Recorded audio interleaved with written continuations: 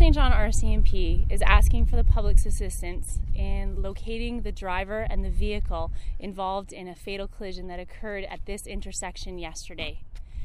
At this time, we know that a young man who was 14 years of age was riding his bicycle down this street when he collided with a vehicle that was traveling westbound on 89th Avenue. Now, the boy suffered significant injuries. He was transported to hospital, but unfortunately he did not survive the injuries as a result of the collision. His friends unfortunately witnessed this and provided information to police. We believe that there was other people around at the time that may have seen this vehicle, and we're asking for them to provide us with as much detail as possible what this vehicle looked like. The vehicle did not stop after the collision with the young man. We need to speak with that driver. We understand that that could have been a very traumatic incident for you and that you left the scene, but this boy lost his life and we need you to come forward and talk to police. Now, I've been speaking with the family of this young boy. They are very upset. They've lost their only son, and they would like to ask whoever was driving that vehicle, please turn yourself in. The parents are heartbroken. They have lost their only son. They've asked every mother and father out there to love their children, to make sure that they're safe when they're riding their bikes, but that you can only do so much to protect your children. This driver, whatever the reason that you left the scene, please, on behalf of the parents of the boy that lost his life yesterday, please contact the RCMP. You guys have any questions? Sure. Can you say anything more about what the vehicle looks like or is? The suspect vehicle is described as a red mid-sized vehicle.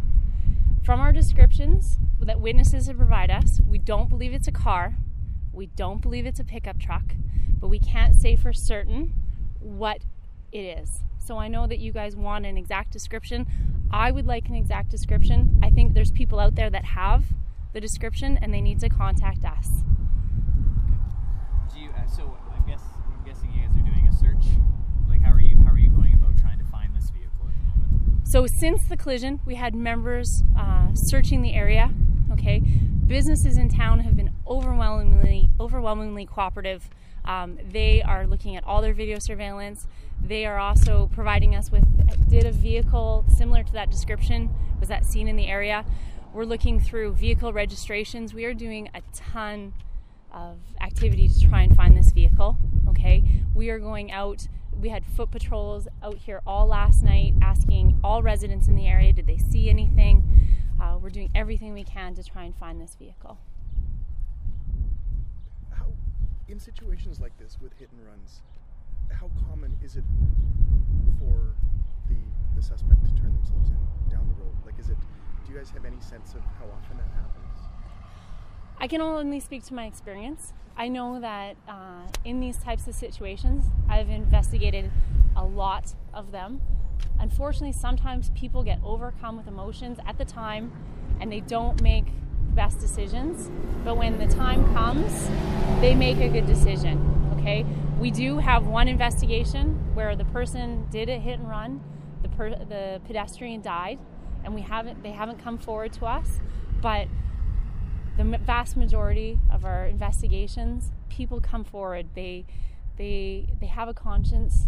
They understand that this boy didn't need to lose his life, and they understand that mistakes happen, but come and let's resolve it. Do you know if the young boy was wearing a helmet? At this time, we don't believe the young boy was wearing his helmet, which was odd. He usually did always wear his helmet.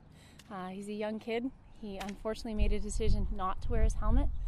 But having an opportunity to know the extent of his injuries, I don't believe at this time that might have been able to help him. Do we know anything, like, was the driver driving erratically, or is there anything that you can say to that? Did any witnesses witnesses notice that? We haven't spoken to any witnesses that saw the vehicle prior to the collision. So that's again why we were asking for anybody in the area if they saw the vehicle, because we'd like to establish what was the driving pattern of this vehicle prior to the collision. As you can all see, there's a fence, there's obstructions, so if this is something that just happened, you didn't see the biker coming into the intersection, then we want to know that, okay? If you didn't see it, and you made the choice to leave the scene, we're providing you now with the opportunity to come forward and tell us what happened. Didn't see it, and you made the choice to leave the scene.